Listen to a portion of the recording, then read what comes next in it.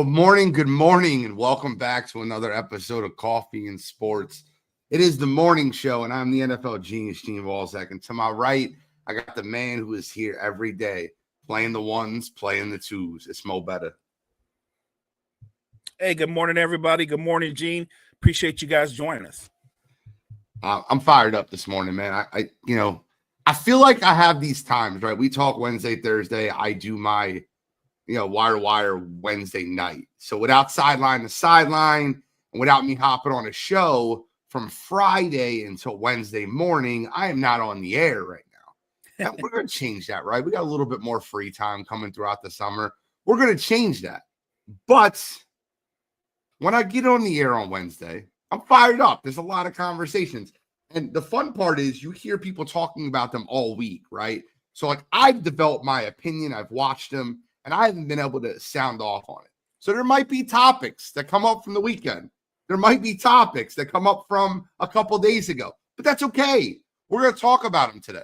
But what we got to start with is this. And there's nobody that knows any better of what happened last night than my man Mo Better. We got to recap last night's NBA game. We'll finish with a preview of tonight's NBA game. But last night, the Thunder did exactly what I thought they would do. I predicted Thunder in 5, and they avalanched a Minnesota team that offensively struggles at times.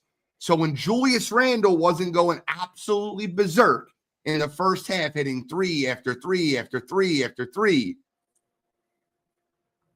the Thunder turned into the Thunder and did what they did to a lot of teams. They made a game that looked like a basketball game no longer looked like a basketball game in the second half of that basketball game.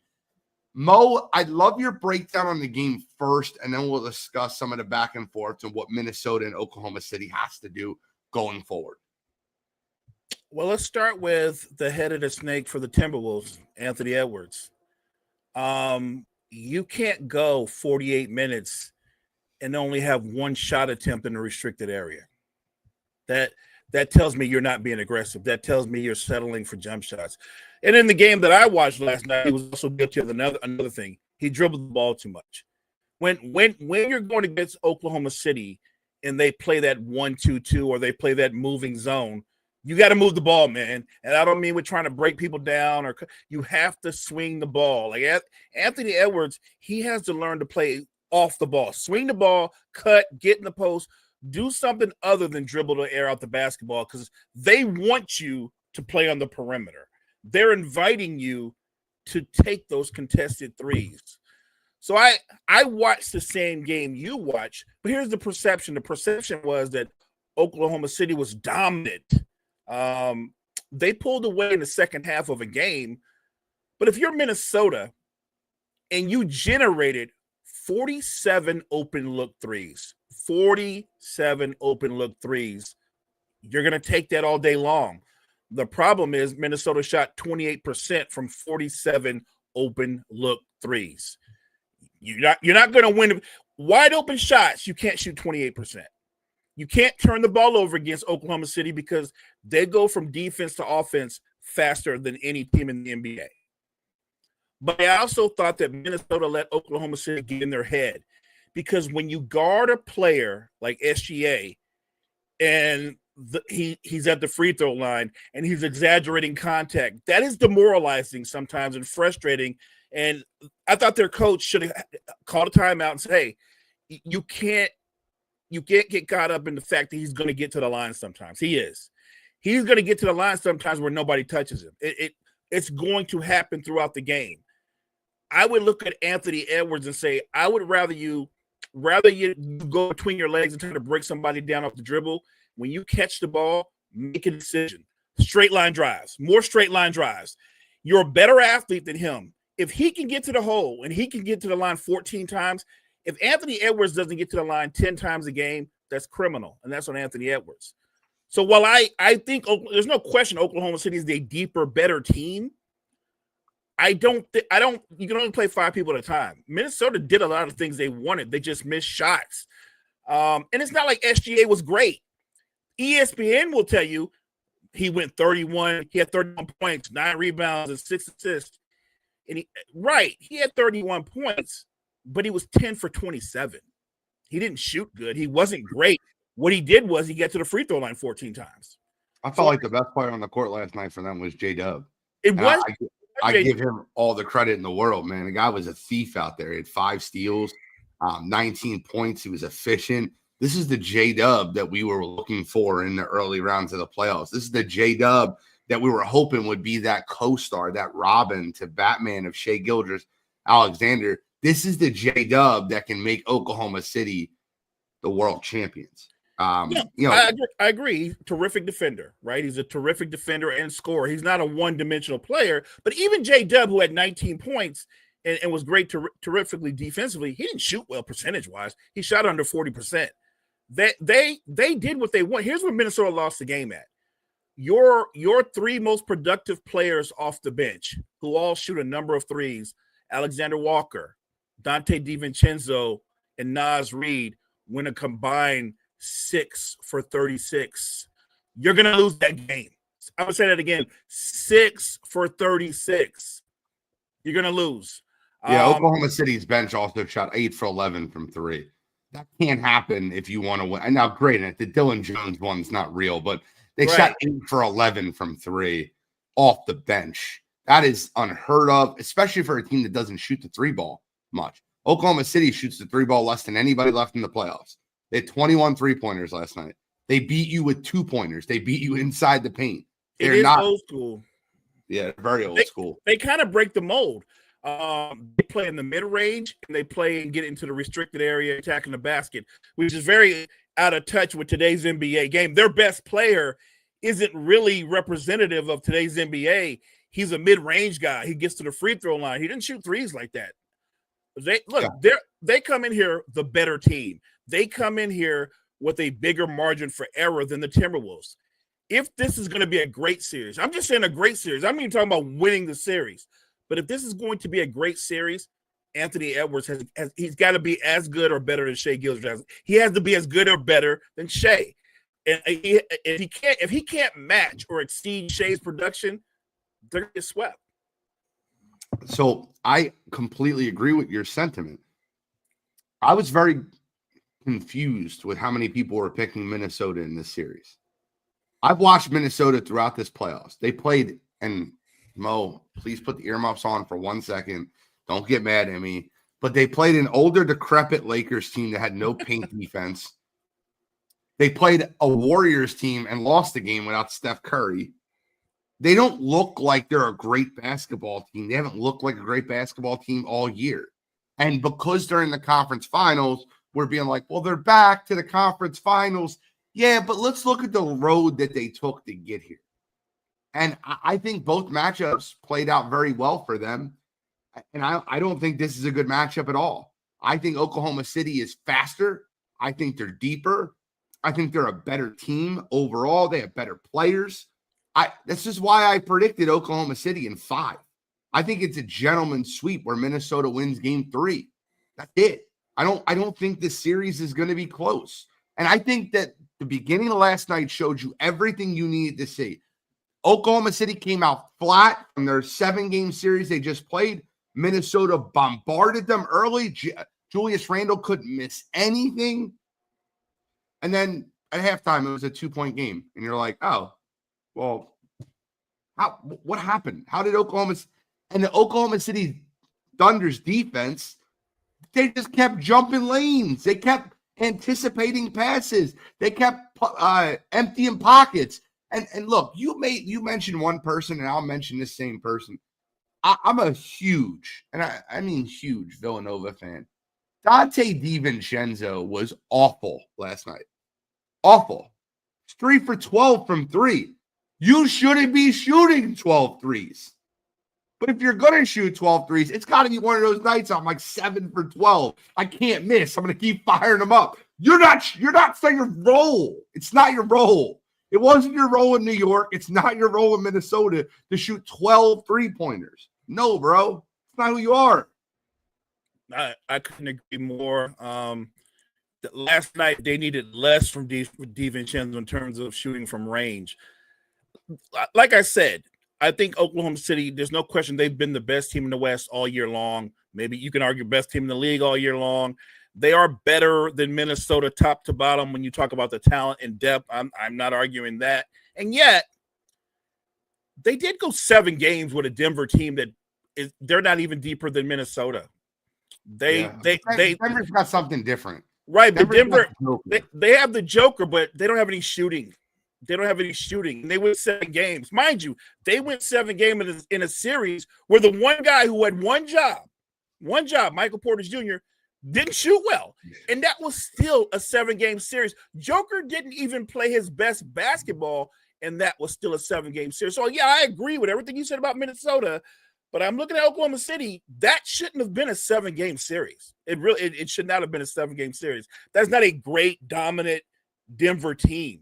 It's a flawed Denver team with no bench, nothing. And there's nothing around him on the perimeter other than Jamal Murray. And with Jamal Murray, hot or cold, but it's not, whatever it is, it's never consistent. So I don't know if they're world beaters, because do anybody even remember who Oklahoma City played in the first round? I don't even remember.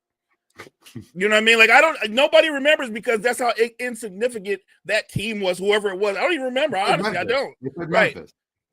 A team that I thought you were kidding. I remember the series. No, they blew them out the first 2 games, and then the next 2 games, Memphis kept it close at home. And I was joking, because what I know is I was like, Memphis shouldn't even been in playoffs. Shouldn't even been in playoffs. Like, but that's my point. I don't think they've played anybody either. And the only reason I think that this could be a series is, again, because you hear it all the time, if Anthony Edwards is this special player that people keep telling me is, I need to see it. I really haven't seen it, but I saw it 1 game against the Lakers. I saw it 1 game in the last series, but I haven't seen it. Like, their most consistent player hasn't been Anthony Edwards. It's been Julius Randle. And I thought I would never say those words, but that's been true. It was Julius Randle. If Julius, it's weird to say, if Julius Randle had more help last night, right? It would have been an entertaining game. Where was Anthony Edwards? I asked the question last night on TikTok. Who's the better basketball player? I know who's more polished. Shea. I know who's more established. Who's the better basketball player? Shea is the better basketball player. But I'm convinced this, and I'll answer that question again in a minute. But I'm convinced this. I think the voters just have voter fatigue. I think every year you can just write in Nikola Jokic as MVP. It reminds me of 2008 to 2016 when you could have wrote in LeBron James every single year. Like, the year LeBron James didn't win the MVP and Derrick Rose did, like, statistically side by side, LeBron James was better everywhere. It's Nikola Jokic is the best player in the league. And I think that what ends up happening is when you play that guy, it takes a lot to take him out. And granted, that Denver team is flawed, but Nikola Jokic was doing incredible things. 44, 18, and 7. It's like I get it. There's nobody in Minnesota that's going to do that for you. And it's not Ant Edwards. And I like Ant. I do. But, like, I liked Ant when he was underrated. And then when he gets overrated, I kind of, like, lean back to don't like him that much. Like, there was times where Anthony Edwards a year and a half ago was just like, dude, he's a star. He could be the next face of the league. And then all of a sudden, that, like, fast forward button got hit. Like, he's the face of the league. Whoa. We just talked about he could. He won a playoff series, like, versus Denver in a huge 7-game series, and all of a sudden that's it. Like, people, like, I seen a post the other day, and I think you were mentioning it, or maybe Brett was, that it's SGA needs to win 2 more series, and he's a top 15 player of all time. What? Yeah. Like, what are we watching? We people do that. They just take leaps. I laugh at stuff like that. Look, I say it tongue in cheek when I ask the questions. I already know what the answer is in my head. Yes, I think Shea is a better basketball player than Anthony Edwards. People want to do nuance to the conversation and go, well, who has a high? I'm not getting into the higher ceiling thing. I'm talking about right now, today. And right now, today, I think Shea's not just a better basketball player, because a big part of any sport is how your mind works, your basketball IQ. Shea's a better, smarter basketball player. He thinks the game better as well, too. Like, you can watch when he makes a move or when he does something, everything is strategic. His mind works that way. And I think a lot of times with Anthony Edwards, he's doing a lot of things more instinctively. Again, this isn't a knock on Anthony Edwards. I'm a fan of his, but I think we have gotten to the point where he's become. It's weird to say this because he's 23 years old, but I think we've already made him overrated. It's crazy. Isn't that crazy? Like, I don't think he'll stay overrated or underrated. I think he'll eventually live up to the ceiling that he has. I do, but Shai Gilgeous-Alexander is just a better overall basketball player. And I seen the post that you made, and I wrote a comment, and I was about to respond like 2 or 3 times, and I stopped myself.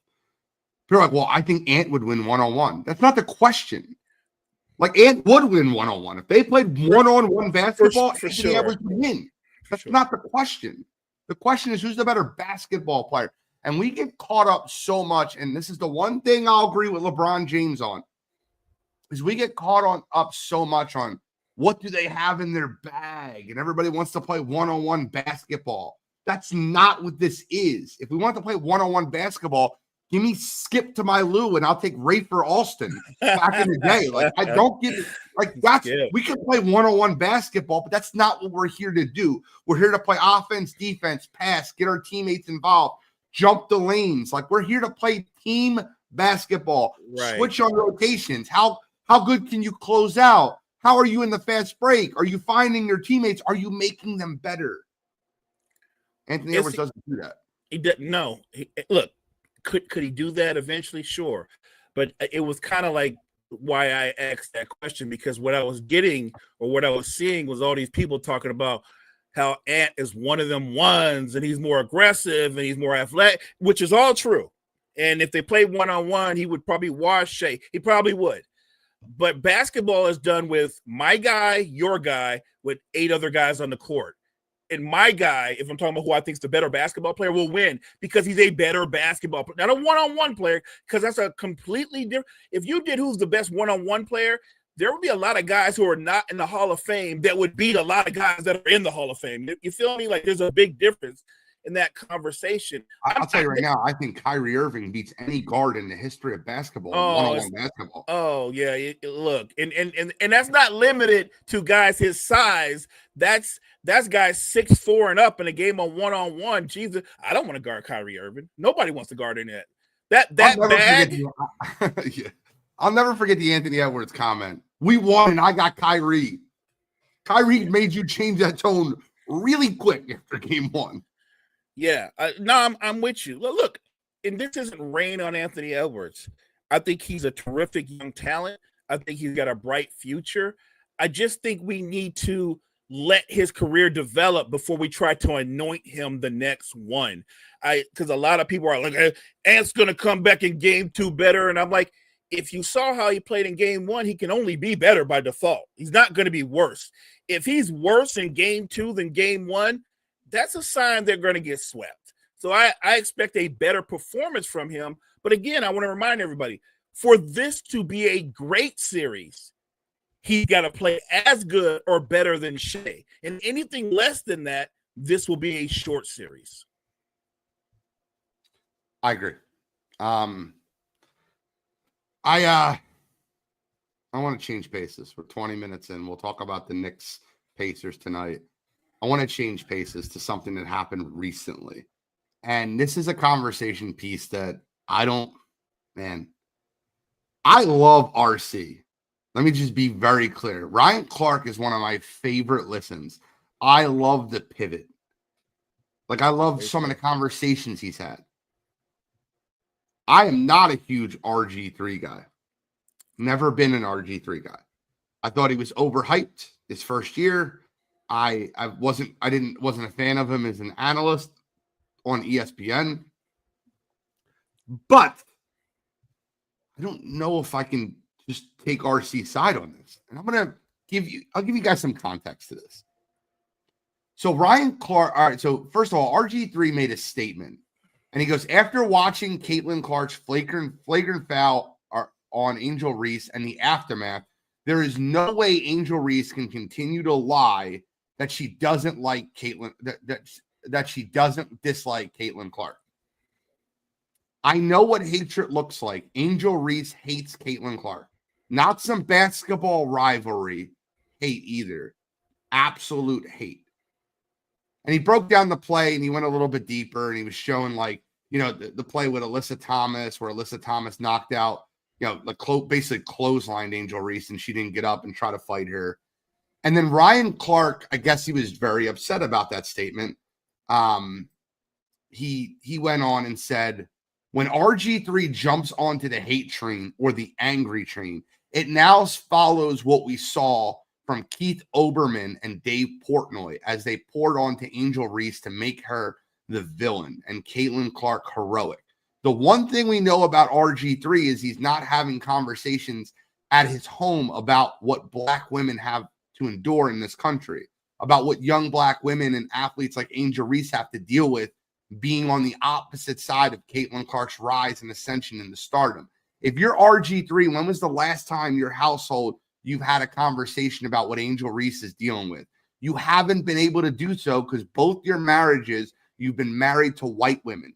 You haven't had opportunities to have those conversations to educate you on what they're feeling, what Black women deal with, what they're seeing when they think of young Angel Reese.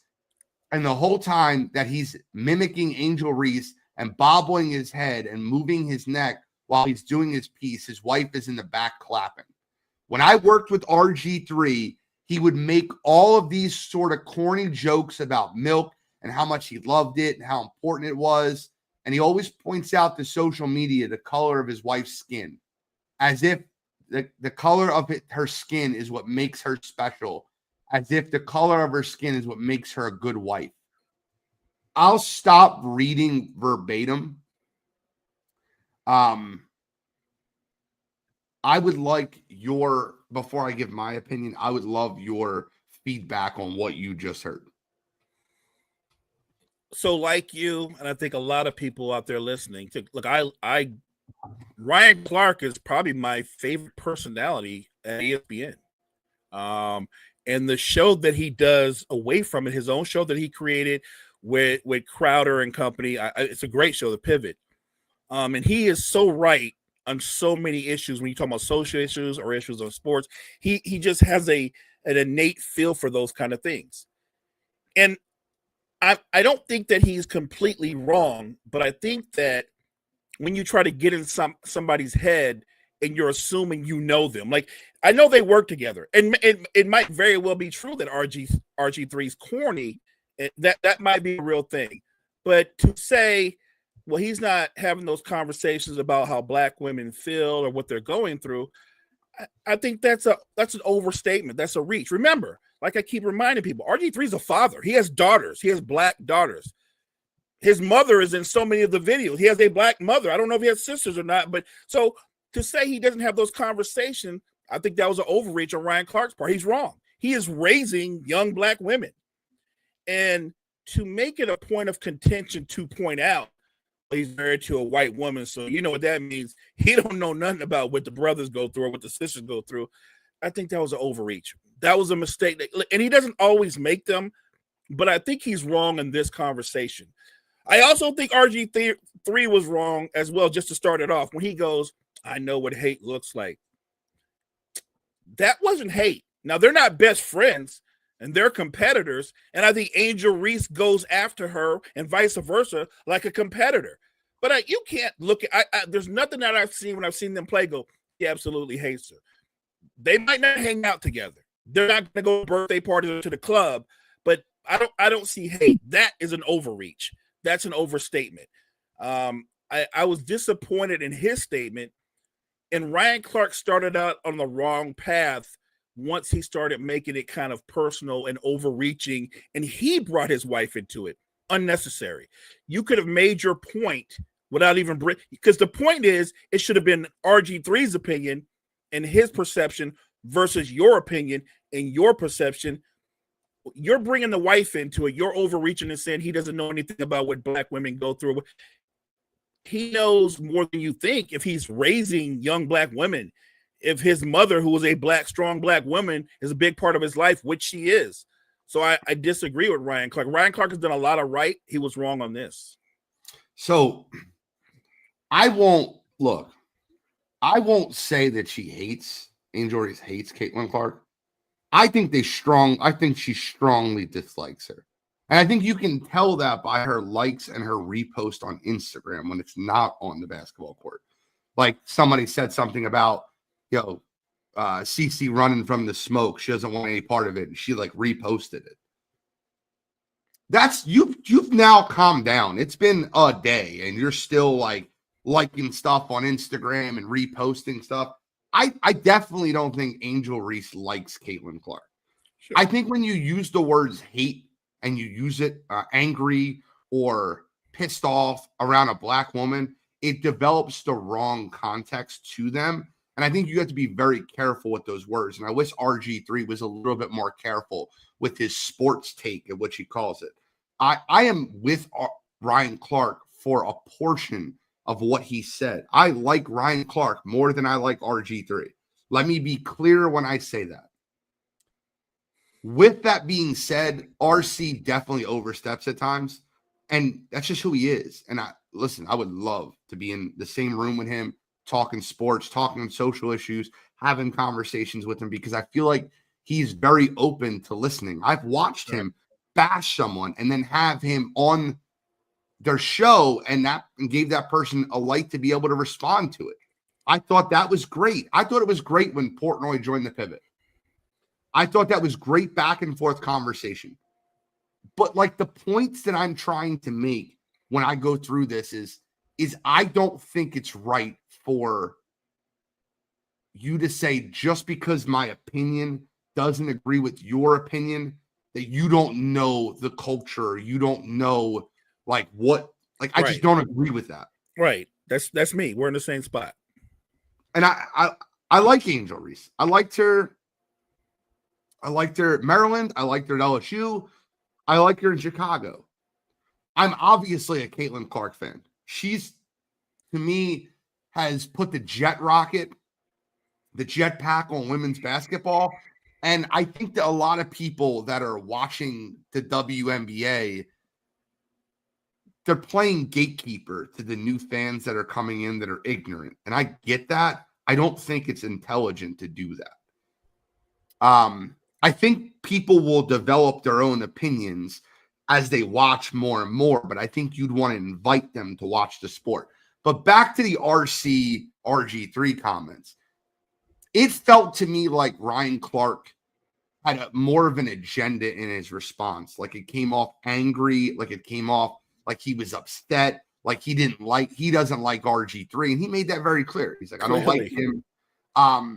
So I think that when you speak in anger and when you speak to like go at someone intentionally and it's not your genuine full thoughts, you're going to run into that. So, I don't want to take RG3's side because I agree with a lot of what Ryan said. But in this scenario, Ryan lost his temper. I can tell you from experience, I've lost my temper and had to apologize to people I dislike all the time. It happens often. Sometimes we let the emotions get the best of themselves. For sure. I think Ryan Clark should do himself a service and say, I probably shouldn't have took it that far. I don't agree with what he said. I took it personal because he was painting a black woman as an angry villain type person, hatred. And I took it to where I shouldn't have took it. And I think I would respect that the most. I love how you wrap that up because I do think that's what RG3 was trying to do. Or not RG3, but Ryan Clark was trying to do. He was pointing out, like, don't do the blanket statement and go, she's the angry black woman, right? Like, yeah. And that's why, and I'm with Ryan Clark there. I'm with him on that. I just thought he could have presented his argument in a different way because, to your point, it's funny because RG3 starts off with clearly I've seen hate and Angel hate. Ryan Clark clearly doesn't like RG3, and I think that his feelings for RG3 came out more in his comments than they should have. And so I'm with Ryan Clark probably 80% of the time when he comments on things like this. And I still think that he was right to a certain degree for calling RG3 out, like trying to portray Angel Reese in a certain light. It was when he went into RG3's family life and said, well, by default, because, what would he know because he's married to? Don't do that, man. That's actually not true. Don't do that. you know why I know it's not true? My wife is white, and I know damn well what I'm talking about when it comes to black women. I've got 4 daughters, so don't do that. That's not true. Mo, well said. And yes, they did play together and they worked with each other, Key. They played together in Washington and they worked together at ESPN. So there's definitely a little bit more history there. Ryan Clark even alluded to it later in the interview where RG3 basically had a guest on his show that he said, I don't mess with. And then you start asking questions about me, like with somebody I don't like. And like, there's definitely history there. It's not, right. This is not the Angel Reese and Caitlin Clark, but they play with each other on Washington. But and let's not forget that. No, go ahead. No, go. I was just going to move forward, but guys, real quick. I just want to point out, and let's not forget, how old is Angel Reese? What is she? 2021? I mean, I think she's 23. I'm only saying this because her and Caitlin Clark, they're professionals, but these are still young women who still, you know what I mean? Like they're going to mature even more. Like now you can get into maybe Angel Reese is more petty. I think that Angel Reese, because she's the celebrity that she is, and she's more into social media versus Caitlin Clark, that's just her lane. And so, and like you said, sometimes she will like or repost things that you go, man, I wish she didn't like or repost that, but that's just who she is. You know, the same way Ryan Clark made a mistake, RG3 made a mistake. I think Angel Reese will make mistakes here and there. But I don't want anybody to just paint her with a broad brush and go, this is who she is. So that's why I brought this comment up. This is what I was going to move forward to. Anthony said, I gave up on Reese when she said WNBA salary ain't enough for my lifestyle. This is the problem, Anthony. And don't take this the wrong way because I understand where you're coming from. But this is the problem. Anthony Edwards can go on TV at 23 years old and say, I don't want anything to do with this kid. I want to pay all 18 years of child support up front so I ain't got to deal with any of this.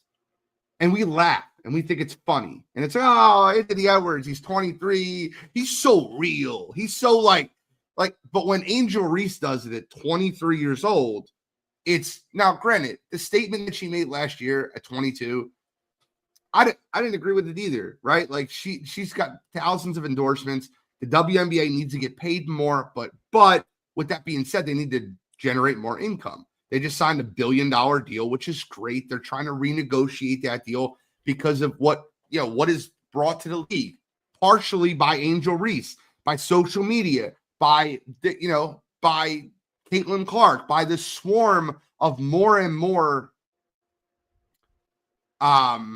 people that are getting involved. Wait till Juju Watkins gets here. Paige Beckers, already seen her 19-8-6 last night. You can see the WNBA be rising in popularity. So I think they'll eventually get paid. And once again, a 22-year-old saying I'm not getting paid enough when she lives in an $18,000 per month apartment in Chicago. Yeah, you're right. The WNBA salary shouldn't cover that. Like you're living above your means. It's true. I make decent money. I can't live in an $18,000 a month. And guess what? I'm more profitable than the league. Like the truth. But with that being said, I don't have the potential of what the league has.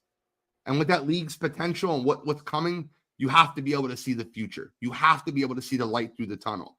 And Juju Watkins is coming. And Paige Beckers is here. And Caitlin Clark is here. And Angel Reese is here. And Cameron Brink is here. These superstars are coming. And the league will take off. Agreed. And I said something recently, and I have to, maybe a year and a half ago, but I have to retract it because when I asked Cottrell to compare Angel Reese and Caitlin Clark, he said Bird and Magic. And I immediately said, no, absolutely not. Like, they're just not that close talent-wise. Caitlin Clark is a much better basketball player, and Bird or Magic weren't much better basketball players. But where he's correct is what Bird and Magic did for the NBA. Bringing that. And look, we could say it's coming. Juju Watkins is right down the corner. Michael Jordan was right around the corner. That could potentially be the 1980s for professional basketball. What's happening right now in the WNBA. And it might not be talent-wise. It might not be Bird and Magic talent-wise. I think talent-wise, Brett made me change my opinion. I said Andre Drummond, Steph Curry. It's probably close to Joakim Noah and Steph Curry when you compare them. And that's not disrespectful to Angel Reese. Joakim Noah was a winner. Guy won 2 national championships at the University of Florida. Was a great defensive player, good rebounder. He was a good player. I'm not saying Angel Reese is a bad player, but they're not comparative talent-wise. Agreed. I wouldn't disagree with that at all. But I do like the idea of saying they're Bird and Magic in terms of what they can do for the league with their personalities, with social media. I think that's spot on. But when you start getting into their talents, first of all, they're completely different players. One is a low post player and the other a perimeter player who can do a little bit of everything. I think I like the Drummond comparison or the Noah comparison because I think Angel Reese can be a double-double person. I think she might be somebody who will make a couple of all-star teams. I don't think she's going to be a 7 or 8-time all-star. I don't think she's going to have that kind of career, but I think she's going to have a really good career. I think she's going to be an impactful player. Caitlin Clark is already breaking records in the WNBA, and she's in year 2. She's breaking records. She's played 42 games. She broke a record that somebody had to do in over 300 games or 400 games, like in terms of double-doubles. She's third all-time in triple-doubles. That's insane. That's insane. Right. Look, and again, I'm a fan of both players. You can be a fan of both players while at the same time saying, I think Caitlin is operating on a higher tier. That's all I'm saying. 100%. 100%. And, we'll leave that there. I think it'll be great. I think we're going to get constant WNBA talk on Wire to Wire Sports Network, which is awesome. That constantly brings attention to the league. Great game last night. Fever lost to the Dream 91-90. Great game. And Ryan Howard and Brittany Griner. And it was just great. See, I don't agree with this. He says Reese needs to stop talking and just play ball. I don't agree with this. So let's go back to the Bird Magic thing for 1 second. Bird didn't talk. Magic talked all the time. Bird talked on the court, but I think that her talking and her social media presence is bringing tons of light to the league. And I think if they just shut up and dribble like you're alluding to, that's not what we want. That's not what people that watch basketball want. I don't want it. I don't want that. I want rivalries. I want fun. That's when basketball was the best, when you knew players hated each other. You looked forward to rivalry games. I disagree completely with what you just said, Anthony. Respectfully, I just disagree.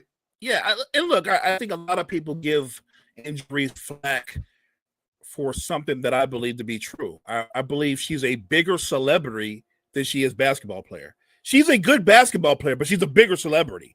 But there's nothing wrong with her using her voice. I think Angel Reese's voice is an important voice. She's advocating for her league. You need more players out there doing that. I think the W has done a great job of taking advantage of social media, and I hope they continue to do that. Completely agree. Want to move forward. Today is a sad day for me, Mel.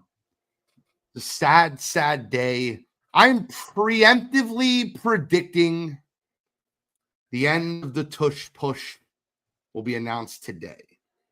They vote on it today. It'll be announced today on how the vote came out. It's looking like, you can hear it in all the Eagles' voices yesterday when they did their pressers, that they're going to ban the tush push. And I have strong feelings on this. I really believe that you're banning a play because we're a lot better at doing the play than everybody else in football. Facts. I feel like it's one of those things where you need to have Jordan Mailata and Cam Jurgens and a Hall of Fame center and Jason Kelce. By the way, if you notice, the Eagles did not run the tush push nearly as much as they did 2 years ago because Jason Kelsey's not there. They didn't run it as much last year. They didn't. They ran it in situations, obviously, but Cam Jurgens isn't Jason Kelsey. You had a Hall of Fame center. You had a quarterback that could squat more than most defensive tackles. And you have an offensive line that can move the pile. Look, at the end of the day, it's a football play. It's the definition of a football play. Agreed. Our big guys push your big guys. But Sean McDermott, the Green Bay Packers, Raheem Morris, Sean McVay, been very outspoken that they would like the play banned. And you're going to get what you want. It's going to happen. It's going to get banned today.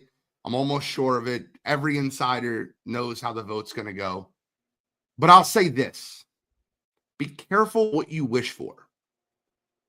Because when we get on the field with you this year, we're going to know where you stood. And if you think that we only beat you because of the play, I promise you there'll be a little extra sauce at it with Jordan Mailata. It'll be a little extra sauce at it with Landon Dickerson, Cam Jurgens, and that Eagles offensive line, Lane Johnson. If I'm the Philadelphia Eagles, opening week, I run the quarterback sneak the first 3 plays of the game without the tush push. I like that. Look, Stop me. You still can't stop me. I'll still do it. What are you going to do about it? I think you led with something that people forget. Your quarterback can squat like 700 plus. That's unique. And you also have a running back who's part of the push. I think he can squat as much. Yeah. And so you're penalizing a team because they do something better than everybody else because you have some really unique players with skill sets and physical attributes.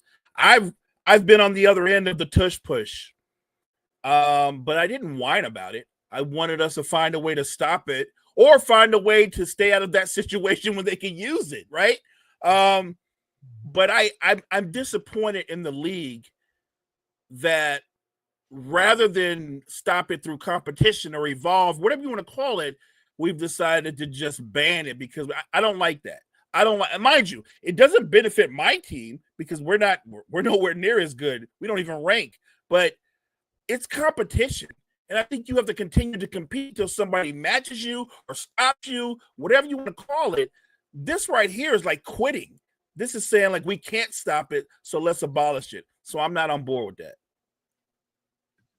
I completely agree with you. It looks like the Lions. I'm just going by what Jory said. I didn't see it yet. I think they withdrew their seeding proposal. I'll take her word for it. What were your thoughts on this reseeding? The seeding of the 7 teams that make the playoffs are just seeded by record, not by division. I'm not really into that. I like the way the NFL is set up right now. I don't, that's one of those, if it ain't broke, don't try to fix it. I do like that sometimes in a division, a division winner will be like a 9-win team and they go on a deep run. It just happens, and I'm okay with that. I get people are upset. Well, the division winner only won 9 games, and the team that's second in our division has 11 wins. I don't care. I'm fine with that. Win your division. I don't think reseeding is necessary. I think the NFL is a phenomenal product. I like the way it's been, and this is not me being one of those guys that is not open to change. I just don't think this needs to be changed. The only reason I agreed with it is because it makes games in week 17 and 18 matter more. Because if you have your division wrapped up and you can't get the 1 seed, you already have that home playoff game. It would make a week 18 game matter more for seeding. That's the only reason I think it makes a lot of sense to do that. But with that being said, I'm fine with it either way. I'm not like upset that it didn't get passed or didn't go through, and I'm not angry that it. Like I'm indifferent on the topic. But last thing I want to get into with the NFL before we go back to the NBA and preview tonight's game is, you look at these NFL owners meetings and they're talking about everything that's going from here to there, and they're going to vote on different aspects of the game and what things are going, one way or the other. The one thing that I just genuinely don't fully understand is how the NFL as a whole is a copycat league, and yet every year there seems to be a rule proposal to change a team from doing it differently. It frustrates me. It's frustrating to say the least. The loudest owners in the building say different things back and forth. I kind of want your take on the constant rule changes before we move forward. Yeah, I think you hit on the main topic. Like, we've been hearing for years that it's a copycat league, and yet they're constantly changing rules that they don't like or that don't benefit them. And so it's not really a copycat league if you're constantly changing rules. Again, I think you have a terrific product, and it's about competition. And I feel like some of these owners are always trying to change things to benefit them. And how does it benefit you? How we're like I guess I'm saying the main owners who are constantly whining. Have you won a Super Bowl recently? Has it done something to help you out? I feel like they go in there and I know there's 30 owners plus, and everybody's got their own agenda, and I don't understand that.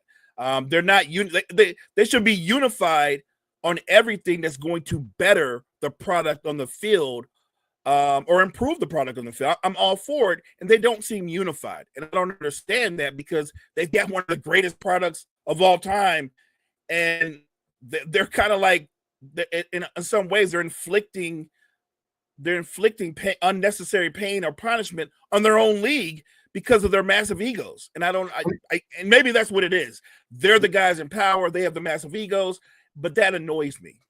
Yeah, but think about it. The replay started in the NFL because of the Saints-Rams debacle. Overtime rules changed in the NFL because the Bills-Chiefs. The Eagles win the Super Bowl. Now we're banning the tush push.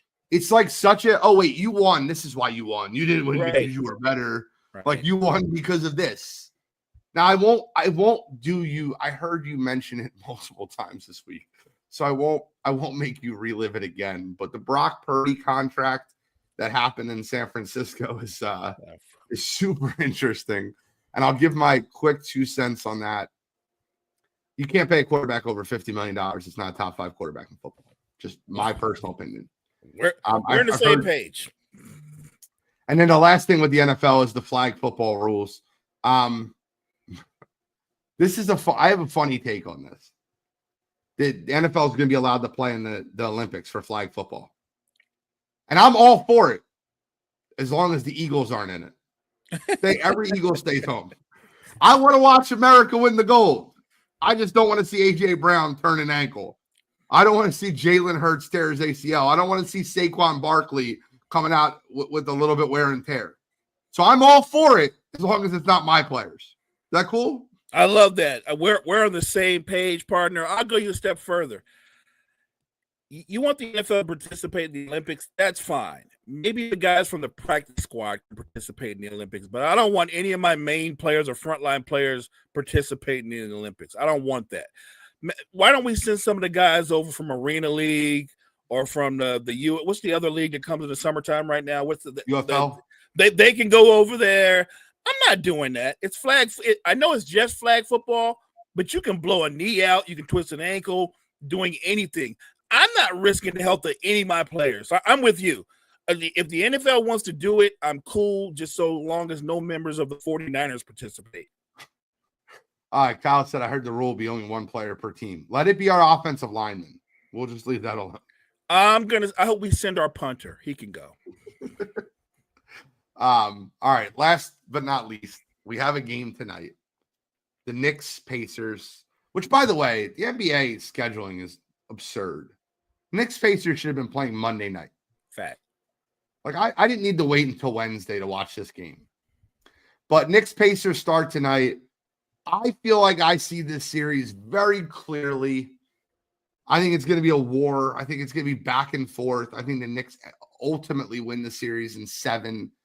But the game is in, obviously New York's the higher seed. The game is in New York tonight. They're 4.5-point favorites. How do you see this series playing out, Mo? And who do you have winning tonight and this series? I do think it's going to be a war. I think it's going to be a 7-game series. These two teams are very familiar with each other. They played last year, although there's some different players that have added with Towns and Bridges. But this is a battle of styles. The Knicks are a walk-it-up half-court team offensively, and the Pacers play at a breakneck pace. And this will come down to who controls pace. So there will be times when the Knicks can control pace. And then I think there will be a game here and there where the Pacers might blow the doors off the Knicks because they can play fast. The reason why I'm going with the Knicks is I think you talked about this maybe 2 or 3 weeks ago, and I agree with you. They're not the deepest team, but you can make a case the Knicks have the best starting 5. You can make that case. And I think I've always said this. I remember when Candace Parker said this maybe it was a year or two ago, when she said you can't win a championship if Jalen Brunson is your best player. And I immediately said, I completely disagree with that. I think people are underrating Jalen Brunson, maybe because he didn't come out with the fanfare that a lot of other players who came out of college came out with. And he's more like a self-made star. He's very unique, but I think he's a superstar. I think he's a unique superstar, but he is a superstar. And I look over at Indiana, they're the deeper team. I do think Halliburton's an all-star, but I don't think Halliburton's a superstar. I don't. I really don't. I think this series comes down to Indiana's depth, their pace of play, and I want to throw one more thing in there. Their coach, Rick Carlisle. Rick Carlisle is going to put 5 or 6 different defenders on Jalen Brunson. He's going to see so many bodies because Rick Carlisle is going to come into this series with one simple strategy. I don't mind losing, but it ain't going to be because of that guy. If we got to double him, triple him, they're going to say if OG can drop 30 or Josh Hart can give us 20, then we're going to take that L. But I don't think their plan is, I'm not saying it's going to work. The plan is Jalen Brunson's not going to average 28 or 30 points a game in this series. He's not going to shoot 8 to 10 free throws games in this series, and we're going to win the series. I think the reality is he is going to average around 30 points a game. He is going to shoot 8 to 10 free throws a game, and they're going to lose a great series. I like the Knicks in the series. I think the wings, Mikal Bridges and OG Anunoby, are going to be huge contributors. I think Josh Hart is going to be a huge contributor, and I think Karl-Anthony Towns is just going to have to shoot better because you're not going to get the paint points that you got in the last series. You're just not going to get those because Indiana's a lot stronger with Miles Turner in the paint, so you're not going to be able to get those low posts. You're going to have to bring Miles Turner out of the lane and be able to shoot. So Cat will have his opportunities if he wants to shoot. He'll be able to do that. And hopefully it will create space in the lane for the Knicks to be able to drive, for Mikal, for Jalen Brunson, to be able to drive and get to the hole. Carlisle, I think, is the better coach. I think that Indiana has a lot of schemes that allow them to win games here and there. That's why I think the series goes 7. Tyrese Halliburton has been playing incredible clutch time basketball. And as much as we say all year, we're like, I trust in the final minute. It's always been Jalen Brunson, but in this series, it's the closest matchup, right? Because what Tyrese Halliburton's done clutch time recently, he's absolutely up there with what Jalen Brunson's done in this postseason. I'm very interested to see how this series plays out. It'll be fun.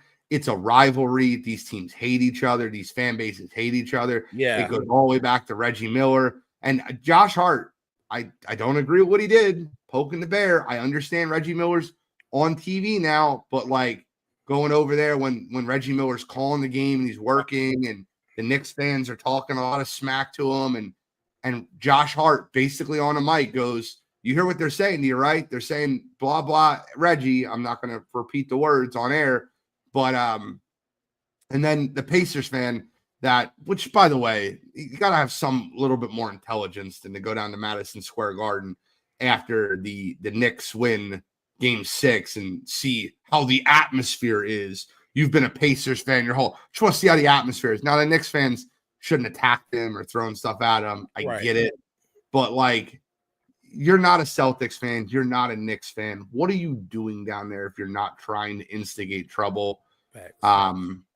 Just giving a few opinions. Now you see the Indiana Pacers are going to fly that kid out for He's an adult.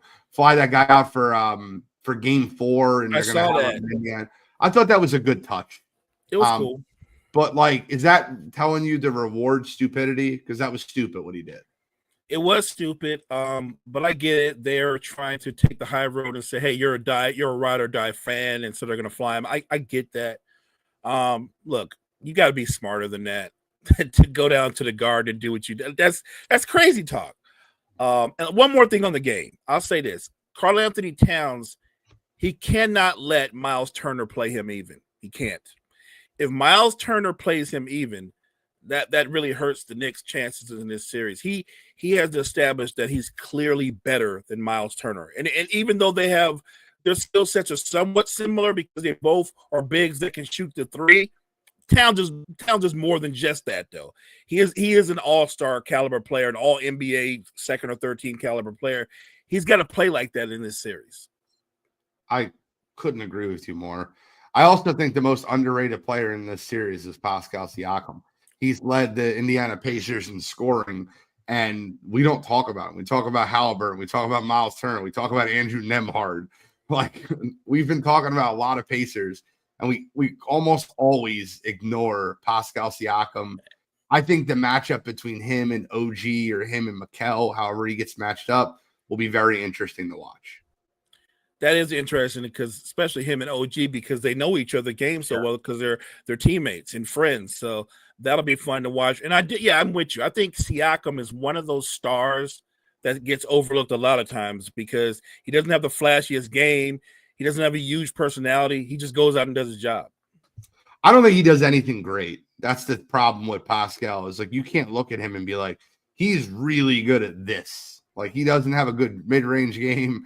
He doesn't have a good shooting game. He's not like, he just does everything decent. He's not a liability anywhere. He's a very good defender. I guess we can go there, but I don't think he does anything great.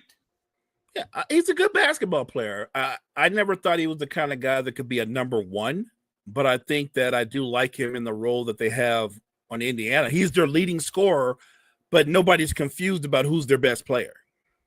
Isn't that factual? That is you're so absolutely correct on that. Tonight on Wire to Wire, we're going to talk a little bit more about this. I'll get Cottrell and Bill's opinion on the RC versus RG3 thing. We'll talk a little bit more NFL. Got a banger trivia question. That's what Cottrell said. Banger trivia question tonight. I'm here. We appreciate you guys. If you guys can join us tonight, 7 p.m. Eastern Standard Time on Wire to Wire Sports Podcast. We are at our time for the morning show. It always flies in the morning, Mo. Close us out, my friend. Thank you guys so much for joining us this morning. Make sure you check out all the content we have at Wire to Wire Network. Wire to Wire Network, we appreciate you. Appreciate everybody in the chat this morning. Kyle, Jory, Key, Anthony, everybody in the chat. Appreciate you guys, and we'll be back tomorrow.